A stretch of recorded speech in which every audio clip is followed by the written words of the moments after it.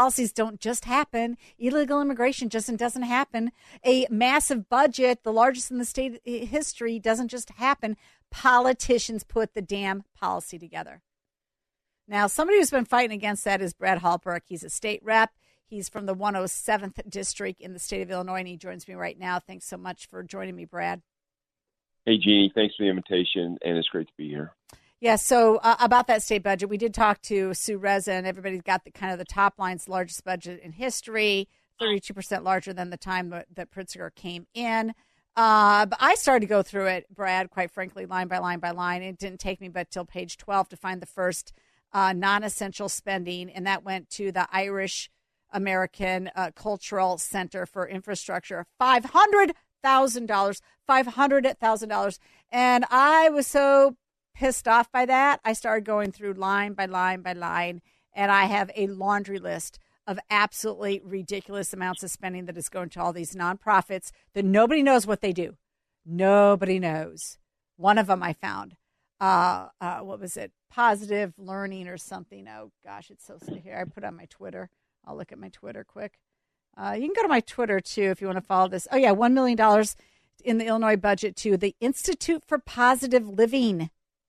Now, I checked their website. There's been no news posted on their website since 2020. There's no blog post posted since 2021. There's no new Facebook post since January of 2023.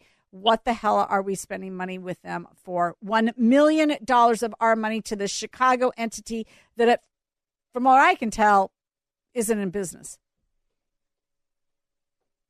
It's just appalling, Jeannie. There's no accountability, and it's just handout after handout. This budget wouldn't be that hard to balance, but they just seem to don't care about this stuff. They just want to continue to take care of their friends. Yeah, for sure. I mean, so one thing that you've been really good about is like kind of digging into some of this early childhood education and whatnot. And I mean, there's a line item for $748 million on early childhood education. Now, I got to tell you, from child care, early childhood education, youth employment, social services out the wazoo, extra tutoring, this and that, violence prevention, all of this is like, what are we doing?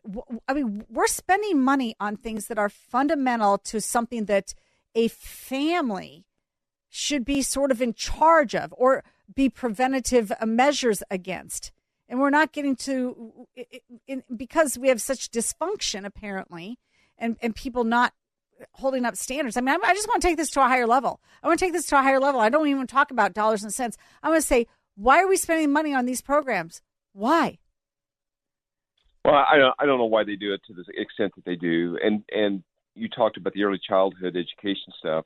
You know, we passed a bill, and I think the governor maybe has signed it already, to create a new department called the Early Childhood Education.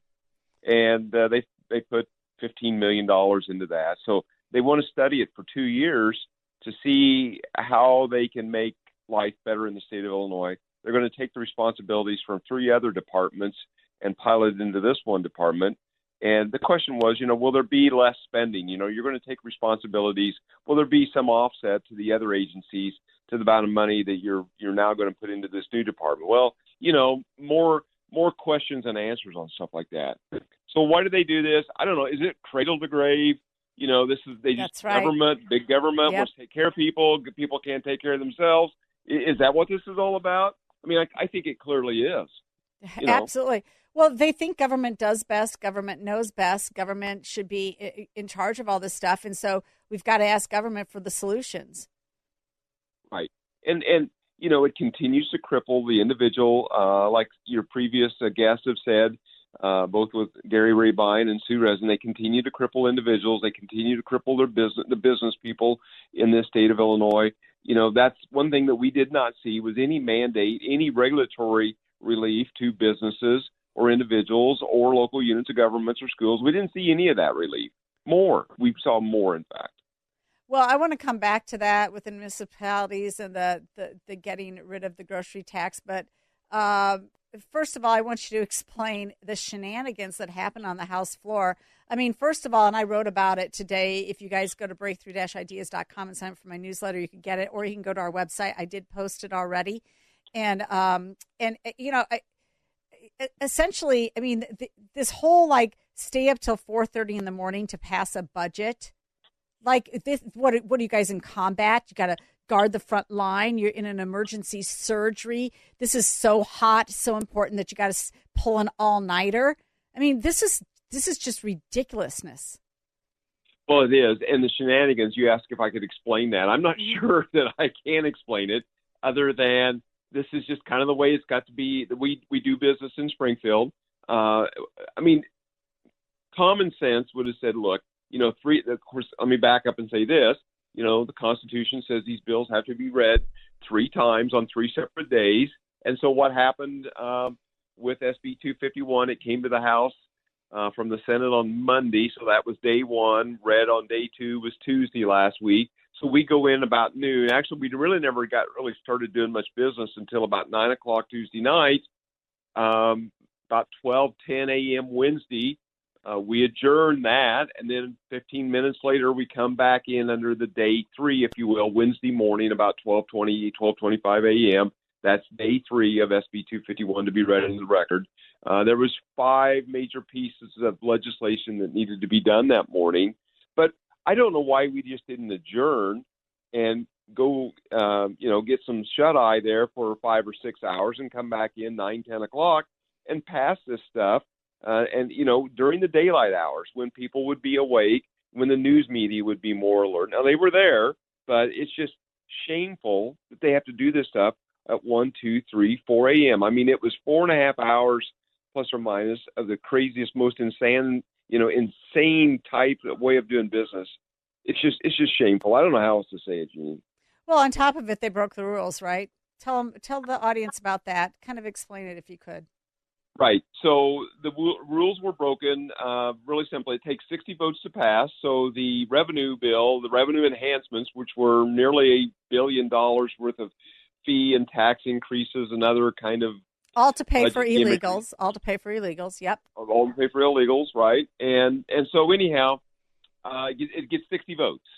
And so there's this process called vote verification, and our floor leader basically started naming names of individuals that voted in the infirmity. Well, the first name, Representative Ortiz, was not there. You have to be in the chamber under these votes. Well, you need to be in the chamber regardless, whether the votes are being verified or not. And he was not there. And there were several minutes ticked off the clock, and he was nowhere to be found.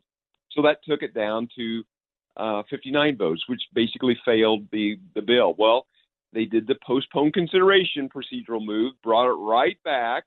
And what was interesting, it got another 60 votes. But this time, a Republican voted in favor of it, and he had left the building, nowhere to be found. Now, he probably did that intentionally to make it fail. I think it was intentionally. He did it intentionally to make it fail, yes. Right, right. Because he knew that you could only get 2 votes on the concurrence. So go ahead. There was 8. Well, I'm sure out of the 60 the Democrat votes, or the 60 the first round, there were some of those that didn't want to be on that bill. And this may be more truth, and maybe, well, hopefully your audience can handle this amount of truth. I'm sure they can, or they wouldn't be listening. But so on that second round of votes, that the board was teetering 60, 61, 62, back to 61, 60. And when the Dems that were 61, 62 saw that they were 60, they bailed off of it, and only to be, kind of outdone, if you will. Well, we called them out for that. Our floor leader, Windhorst, did a great job that night, this was like 3:34 a.m. And they did another procedural move. This is where the rule breaking came into being. And so they did another procedural move. This nobody can understand. Well, I guess what it was they suspended the rules, right? So we've got, I don't know, plus or minus 90 or 100 rules, but one of the rules is you can suspend the rules. So now, are all the rules suspendable? Because that's what they did. Yeah, it doesn't matter. Rules don't matter to them. Rules don't matter anymore. And so they came back for a third vote on this bill, and finally got it passed. But if that's the way we have to do business is, if we don't like the outcome, we just vote now to suspend the rules and just shove it down the taxpayer's throat, like it or not. I hope that explains that. This was important for people to hear. People had to hear exactly how they do their business. They do this all the time. This is what they do. They don't care about you, your business, education. They don't care about the developmentally disabled. They don't. They don't give a damn about them. They really don't. Exactly. And I mean, we caught them in the same situation a year ago in March. It was House Bill, third reading deadline on a Friday night. That night, it was only 9:30. And I think we called out 4 or 5 Dems that had voted in the affirmative on a bill. I don't remember now what it was. I think it was a pharmacy bill or prescription bill, I think it was. It was a really important bill.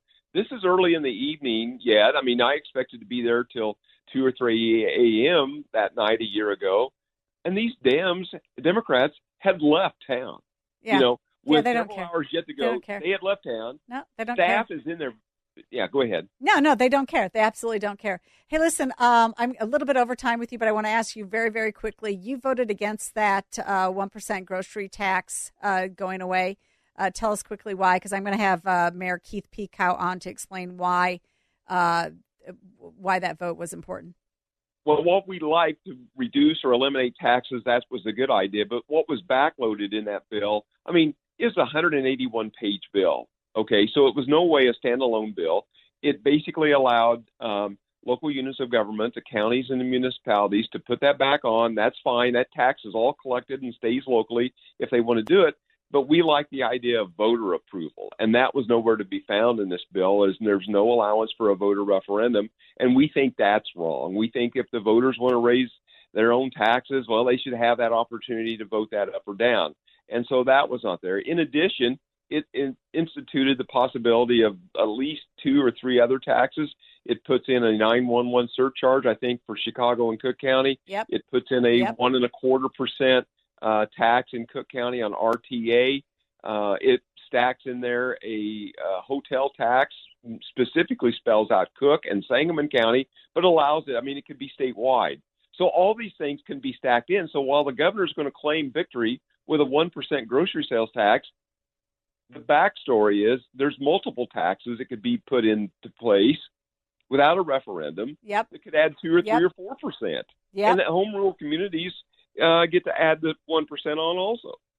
All right, there he is. You got the real story. That was Brad Halbrook, State Representative, District 107. Thanks so much for joining me tonight, Brad. We'll be right back with Mayor Keith Peacock to respond. Thank you.